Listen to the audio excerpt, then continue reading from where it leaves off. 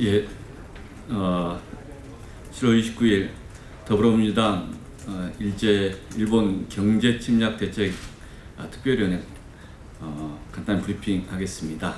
간사 오키 형입니다. 먼저 화이트리스트 배제 조치에 대한 전망입니다. 초기에 7월 24일 의견 수렴을 하는 시한이기 때문에 그 직후인 7월 26일 또는 7월 30일경 아베 정부 가기를 통해서 한국을 화이트리스트에서 배제하는 내용의 그 정령 개정을 시도할 것으로 전망하였습니다. 그런데 지난주부터 일본 정부가 아마도 8월 2일경 이번 주 금요일 가기를 통해서 관련 정령 개정을 시도할 것이라는 이야기들이 전망들이 많아졌습니다.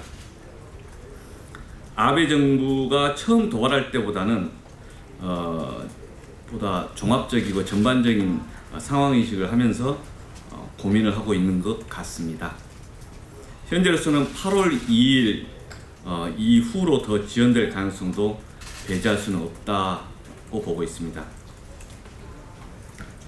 만일 화이트리스트에서 배제하는 내용의 일본 정령 개정 조치가 이루어지면 그에 따라서 우리도 민주당과 정부 차원에서 취할 대응 방안을 다양하게 이미 준비하고 있으며 일본 정부의 정령 개정 조치 예상되는 조치의 시점에 맞춰서 적절한 시점에 대응 방안을 발표할 예정입니다. 다음으로 한일 관계에 대한 영향에 관한 몇 가지 이야기들이 있어서 이 점에 대해서 말씀드립니다. 일본의 도발로 인해서 이에 대해서 외교적으로 대응해야 되지만 자칫 한국 경제만 악화될 수 있다는 식의 공포만 반복하는 주장들이 있습니다. 그러나 한국과 일본의 무역관계는 일방적으로 한국이 일본에 의존하는 관계에서 이미 상호 의존하고 협력하는 관계로 바뀌고 있습니다. 일본은 한국에 대한 무역 규제 도발로 인해서 한국 기업과 한국의 소비자만 피해를 입는 것이 아니라 일본의 해당 관련 제품 수출 기업도 피해를 입을 것입니다. 또한 한국의 반도체를 수입해서 일본에서 전자제품을 만들고 디스플레이를 생산하는 일본 기업, 그리고 한국의 반도체를 수입하고 그를 이용해서 제품을 생산하는 미국이나 중국이나 유럽의 기업들, 그리고 이러한 기업들로부터 제품을 구매하는 전 세계 소비자들이 피해자입니다. 일본은 이 점을 직시해야 합니다. 그러기 때문에 최근 일본 내 일부 언론에서도 아베 정부를 향해서 현실을 직시하고 대화로 해결하라 라고 하는 의견을 제시하고 있고, 미국의 ICT 기업 단체들도 일본의 도발로 인한 글로벌 서플라이 체인, 밸류 체인에 미치는 영향에 대해서 우려를 표명하고 있습니다.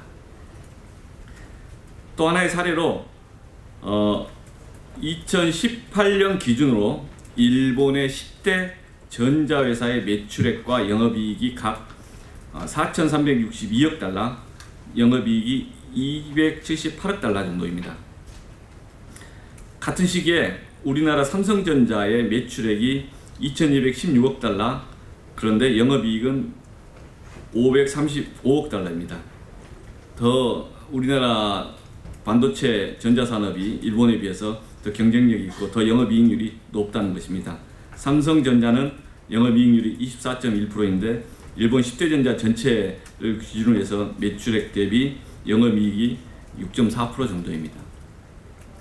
우리 경제에 대한 여러 가지 불안과 우려가 있지만 한국과 일본이 일방적으로 당하는 그런 관계는 아니다라는 점을 강조합니다. 한국의 반도체를 수입하는 일본 기업들이 그 제품을 수출할 때 그 수출액이 상당합니다. 그 점에 대해서 일본도 분명하게 직시하고 그 영향을 고민하고 있을 것입니다.